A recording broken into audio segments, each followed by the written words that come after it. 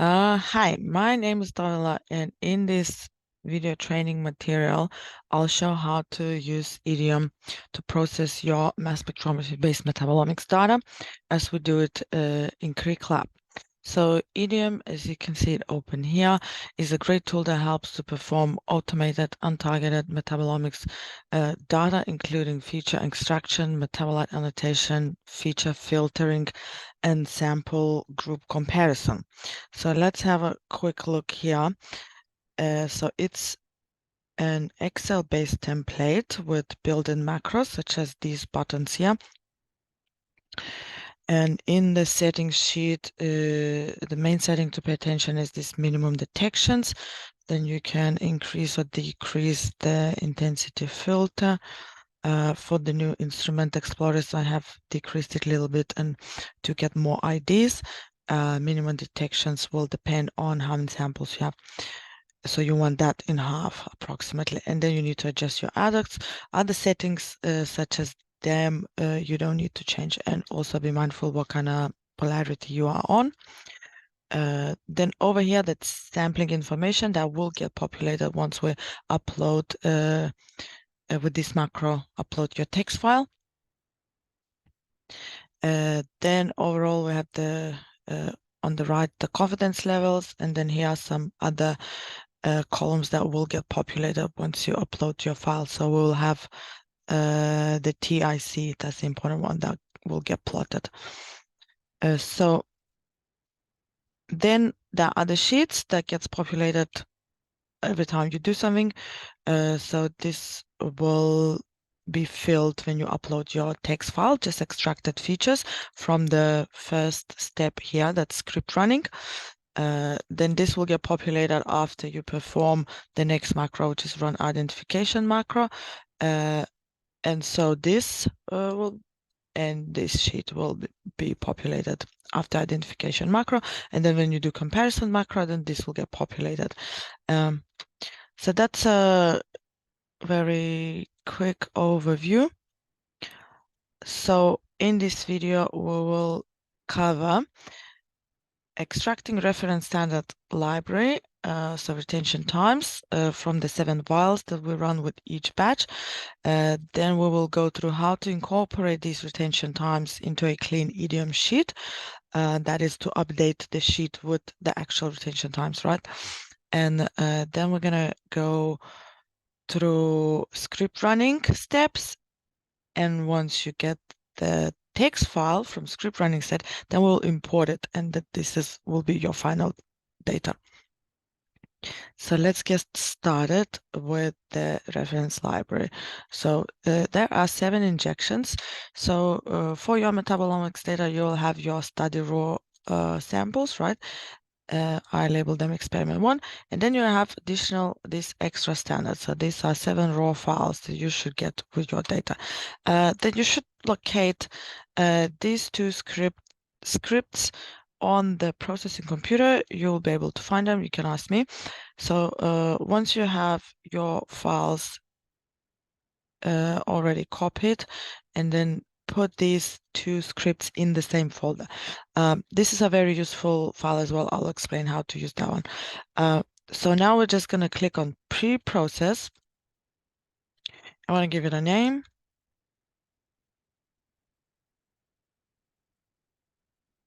Just with a date. The date is the most important. And put P for particle. And this will run a script, and it will take a little while, but what it will do, will produce a MZMine project, which then we'll go and open, and then we'll clean it up from bad peaks or artifacts or something really bad, noisy peaks. We'll save it, and then we will do the post process, and that will produce a text file just with a list of retention times, which we will then upload into IDEOM. Okay, so I'll stop this video just because it takes a little while to generate that MZMine project. So once that script running is done, you'll see this new file here. So let's go and open it. I'll have to jump to a different computer where I have MZMine. So just double click, it's version 2.53, and only this version can work with the file that we produce. So once that opens, just click on project, open project, and go and find your file. I copied my file just here.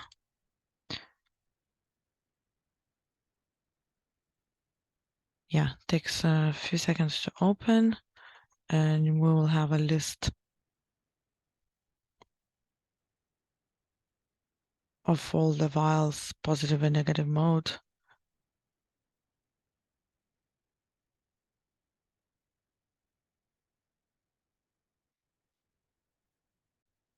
So once that loaded, we can go and open each of these features in the list, and we want to inspect all the peaks. So I usually just sort them by area so that I'm looking at the low intensity peaks first, as I want to check them, because something like that, for example, we want to delete. So we're just going to be deleting everything that doesn't look like a nice peak, because from these two tops, we don't know which one it picks. So we don't know that, we don't want that uncertainty. It's better not to have this kind of data at all.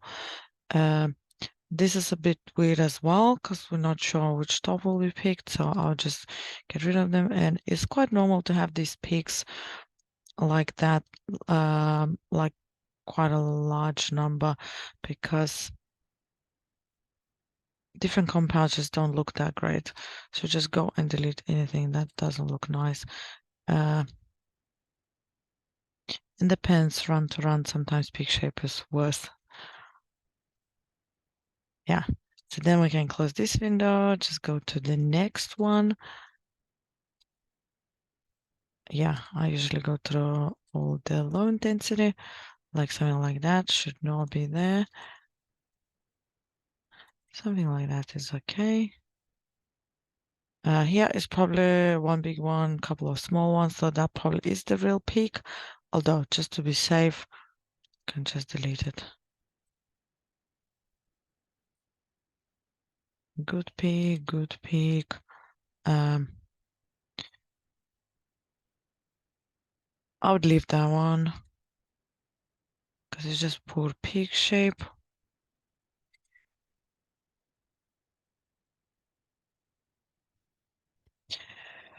Yeah, leave that one. Some peaks are dragging like this is okay. You can leave them. And so if you go to this review, you'll get even more bad peaks. That's okay. So just delete them all. And that is a really noisy feature. I'll delete that one. Delete. So it's quite normal.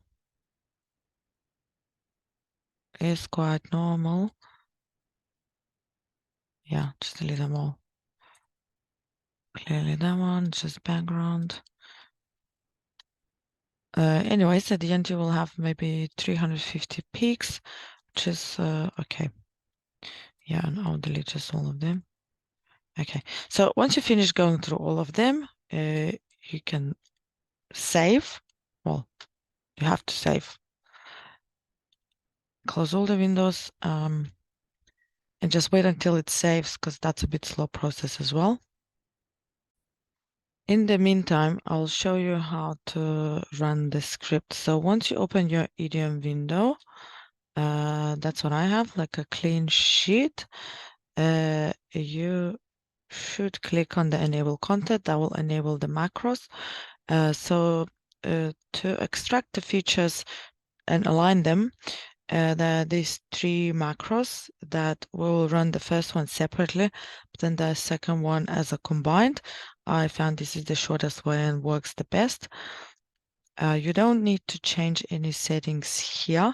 If you have something like that, 80,000 here, and minimum detections of half of how many replicates you have, that should be okay.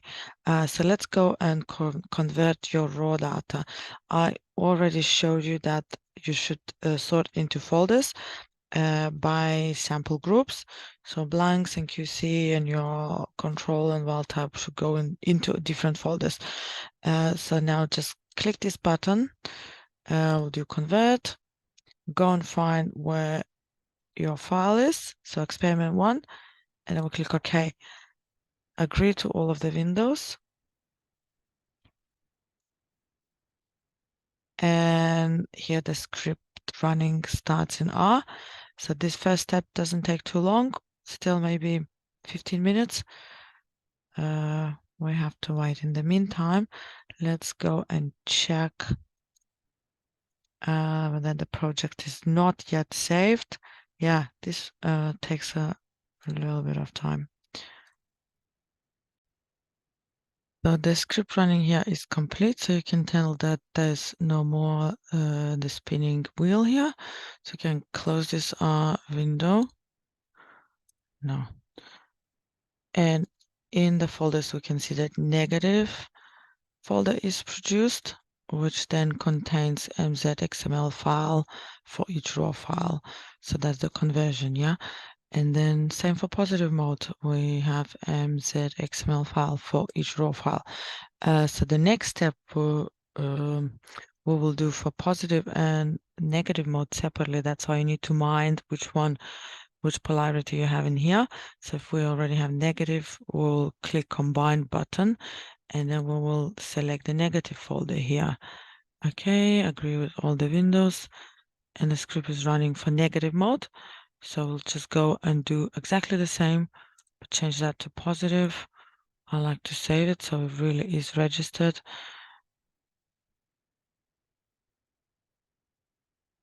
And just do it again for the combine button. Click on positive. Okay. Yeah, so this will run a bit longer. I usually leave it overnight, or at least for a good half a day. Let it run. And let's go and check whether this is saved. Yeah, this takes forever. Let's just wait a bit more. So when your MZMine project is finished saving, then you can go and run the second script post-process. Just type the name exactly as it is.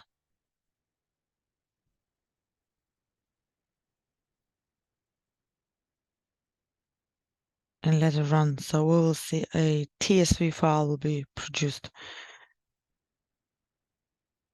With that TSV file, we'll run it through this very useful sheet. So that one got 3 sheets. So what we will do essentially, we'll sort the compounds that go into retention time calculator and the ones that are not in the calculator. So what we'll do, we'll just copy. Oh, I have it here. Sorry. So we'll just copy.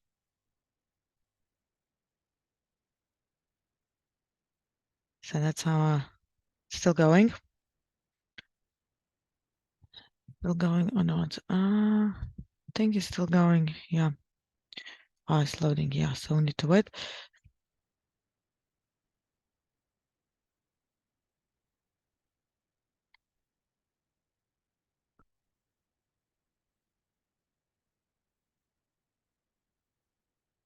Okay. So we have TSV file.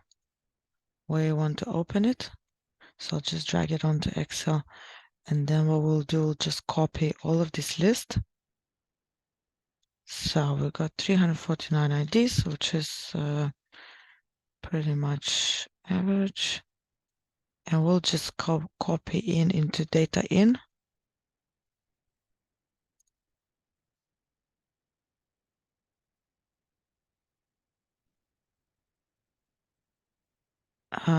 Yeah, there's somehow a duplicate here. Just delete it. So then you go to both of these sheets and just refresh the filter, because sometimes it doesn't update immediately. And just do the same on this one for the test. Just refresh the filter. Okay. So now that we can see how many 284 compounds in the model, and then we got a lot less, 49 compounds that do not belong in the model. So that's okay. We will go now and import. So we take a clean sheet. Okay, and we go to this RT calculator.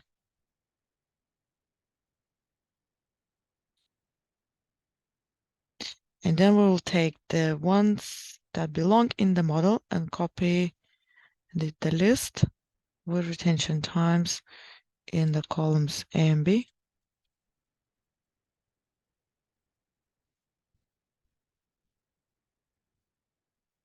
Okay, cool. There's something weird. Make sure when you delete shift cells up. Do not delete the entire row, and especially not in this area where there are formulas, because it will just never work. Then same, not in the calculator. We'll copy these values into the columns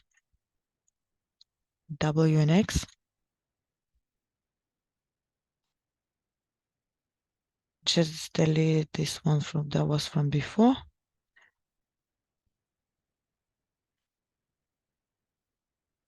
So now we're going to click update. Okay. Do you wish to import standard retention times from another file? No, because we already copied. Are you sure that you have the data in A and B? Okay. And it will come up with some kind of error because there's always some kind of name mismatch. So just row 229. Let's check what's wrong with that.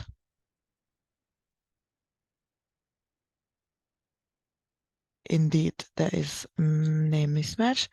So again, delete, shift cells up, and just check if there's any other name that's, yep. So that's okay. We don't need this anymore. Can save. So now we're gonna do this again. Okay, no, okay. Now it will ask whether you want to update retention times. We'll say no for this one because we do some cleaning up of this model. And then we're gonna update. So we're just going to sort by the error, and we're gonna remove the entries from both ends. That's got large error. That means they're not behaving according to the model. So they're not correlating.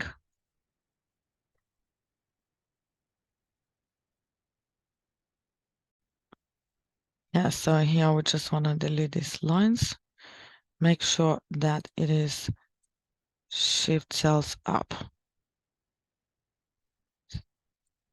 And then we remove everything that's got large error from the other end as well. So I go until 30% and just paste them into this column.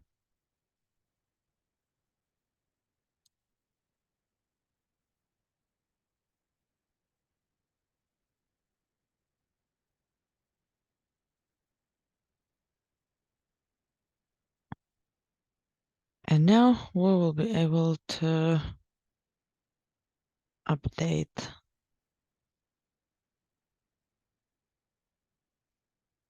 So all the same again. No, okay. And this time we say yes.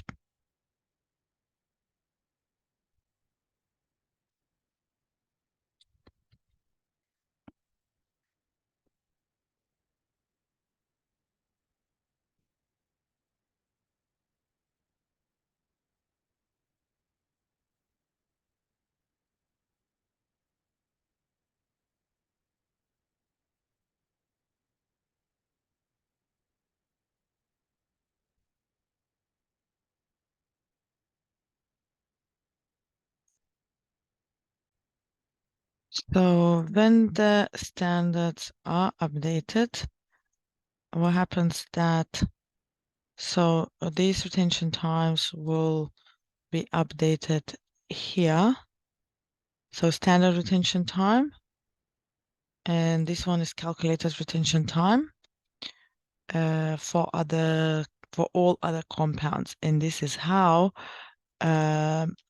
identification sheet, once we run identification macro, will only populate with low retention time error. So there will be a refinement step, and then the compounds with really large retention time error will go into rejected sheet. So now that we have updated these retention times, it is a good idea to go and save your file. I usually like to just make a copy as well, in case you need to reprocess, or these sheets do get broken, you need to start again. So it's a good practice just for the time being, to keep that one extra sheet. Depending if you have a really large data set, you might then want to go and process a subset. So it's good to have that one just as a copy. Now we're going to save as another copy for positive mode.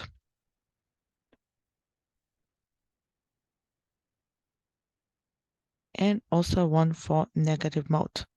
And we'll start importing our text file.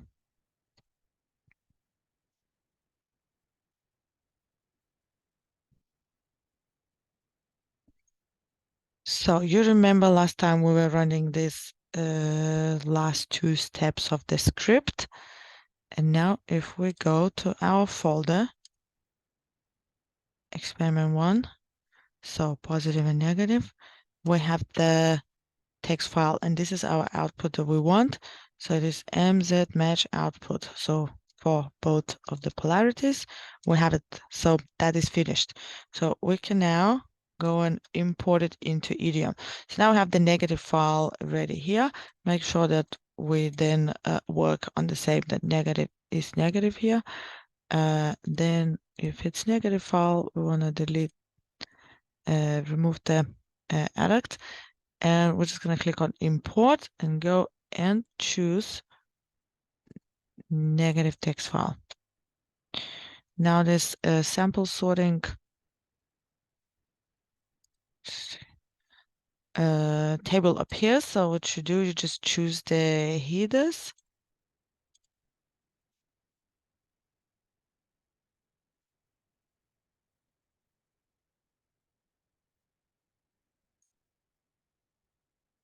Okay, so just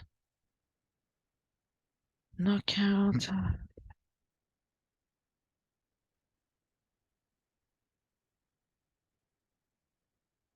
And select the sample type. Knockout goes as a control. Okay.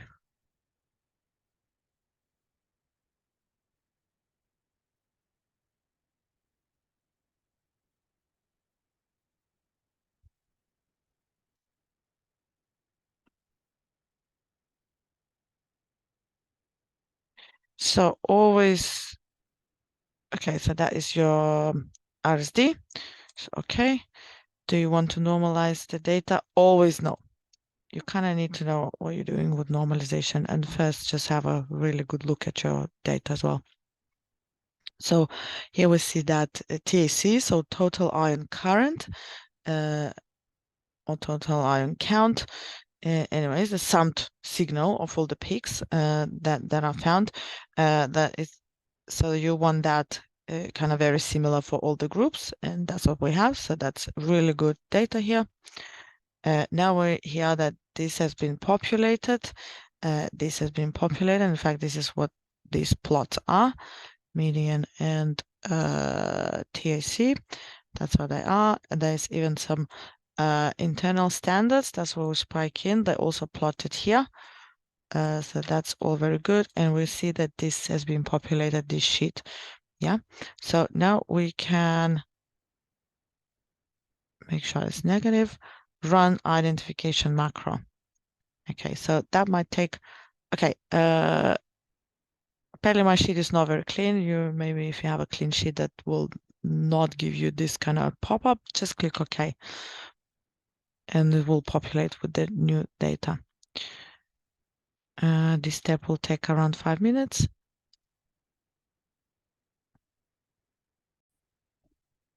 So we have 986 periodic identifications. We click OK, this file, and we see some unmatched yellow highlighted highlight unmatched with these standards. Yeah, with them or them.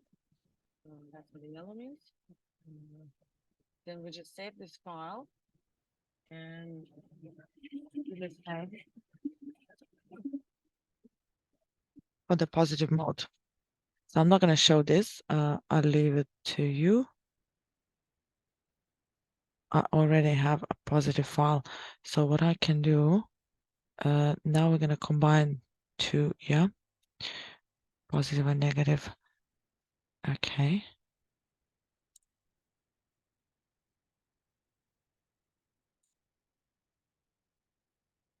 So this step takes a long time.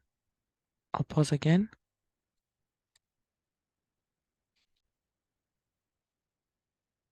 So now when positive and negative modes are combined, we can tell that the red ones are positive mode detection and the blue ones will be negative, and the white would be detected both, and the high intensity signal will be retained. Then we see this retention time error. So anything, I think, below 50 is the cutoff, and anything above 50 would then end up in the rejected sheet. So this really helps to filter out a lot of false positives or just misidentifications. Sorry, misidentifications. Yeah, so now after combining both modes, we have 2000 features. That's quite a lot, but this is what we get with the new instrument. There will be a lot of noise and artifacts and background, so to really see what is the quality of these peaks, we'll add chromatograms. So click this one, import peaks from folder of PNG images. Yeah, so we will choose positive, this folder chromatograms. Okay, and then we'll do the same for negative.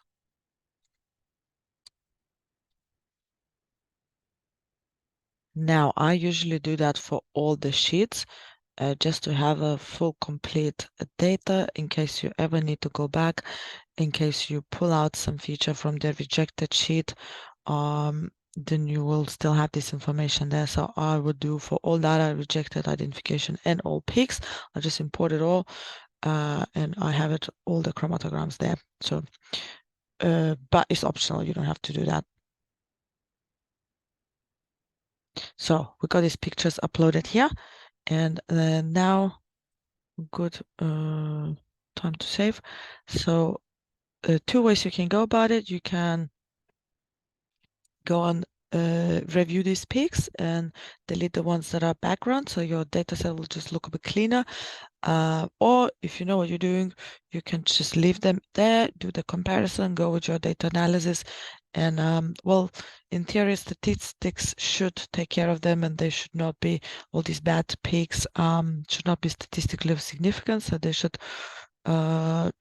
not be important anyways, but sometimes it's just nicer to look at a cleaner data set. So it's optional, up to you whether you want to clean up before or not. I tend to do that, especially for collaborators who will not know that they need to check the quality of the peak in case some kind of peak does get shortlisted as a significant, then you want to go back and check whether that's a legit peak. So if you remember to do that, you can leave them all here. Okay, yeah. So that's a good peak. Something like that, I'll probably remove it. So you can just select this row and remove, okay? Because it's really just not that many data points in here. It's kind of background. Okay, all is a bit slow here. Something like that, totally removable. Okay, you get the idea. So now we are here, we can go and finally compare the groups to see. Okay, so I'm gonna populate that. Compare. Always say no to this because it will just include even the not identified peaks. Okay, I'll just show you. So here in all base peaks, we have everything, even the things that could not be identified. And this is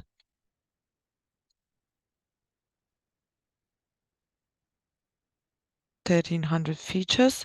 So there are, I think, different ones from identification. So you don't want to include them to start with. I'll leave them out. So I'll say no to this one, unless you are particularly looking for some kind of adduct or drug metabolite, something that's not in the database and you want to have it. But you can just retrieve one peak. Let's save the current file. And now just wait until there will be a pop-up window.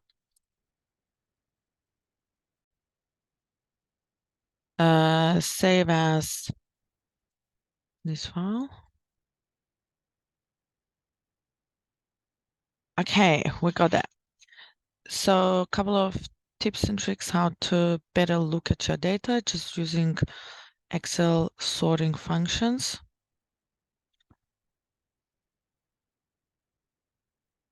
Yeah, you need a lot of patience with IDEOM. This really takes, even to save a file, takes like forever. So you can do custom sort by map.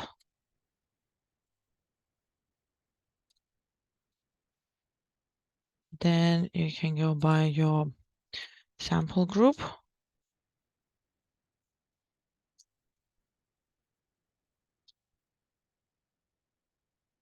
So these numbers here are fold changes. So that would be the mean intensity of the val type group divided by KO. So by knockout. So knockout would be like the control group is the denominator. That is why we divide knockout by knockout, we get 1. And then here in the other columns, you have t-test, so p-value. And that's what we can use for filtering. Yeah, even to sort is so long.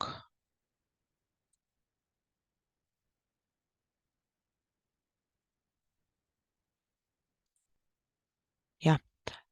So it's kind of nice to look at different pathways and see what's changing there. So the bold values would be significant. So we can see quite a few peptides here. Then there are interesting entries here. So if you double click on the name, you will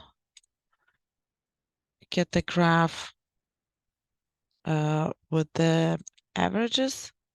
And if you click on mean intensity, you'll get a graph in every sample of the intensities. So we can see that these several entries that are detected in QC only. I don't know, maybe QC were pulled from different samples. So I'll just go and delete them, to be honest. They're not useful at all. Then there's a bit of scrolling to do. So you can have a look a little bit what's in there. But then if you just want to see the features that are in bold, they're just the ones that are changing. It's nice to apply this filter here. So less than 0.05. And then we can only look at the significantly changing features. So that makes it a bit easier because a lot less scrolling to do. But you should inspect the full coverage as well. Yeah, so now we have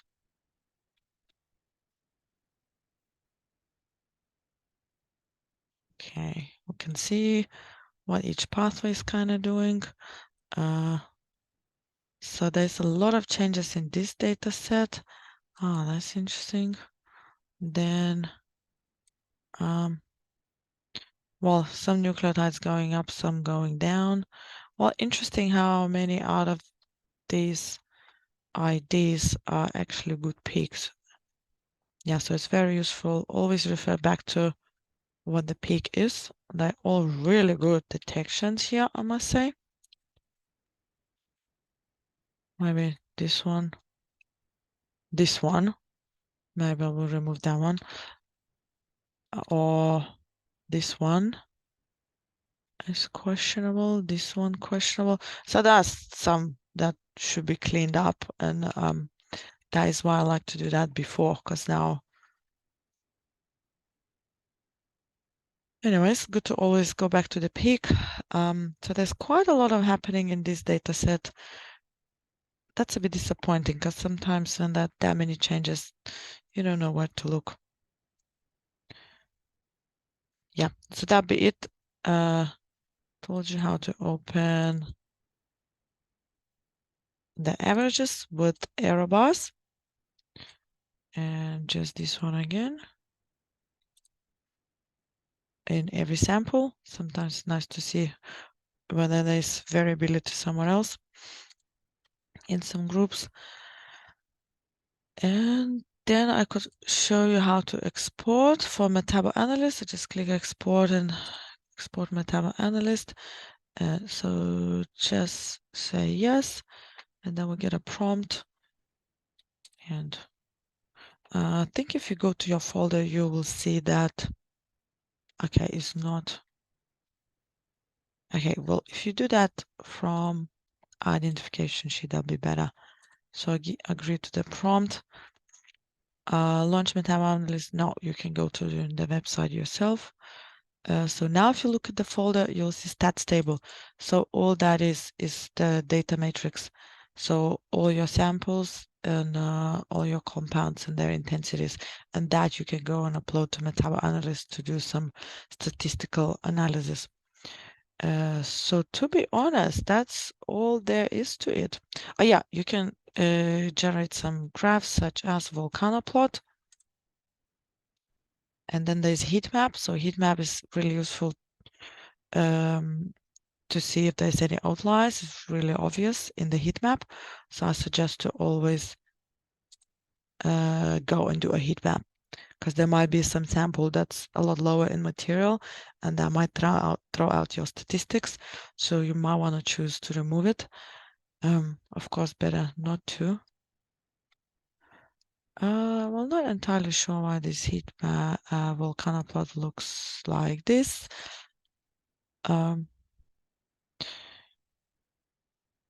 Yeah, that's it. Heat map and the volcano plot are the best from here to.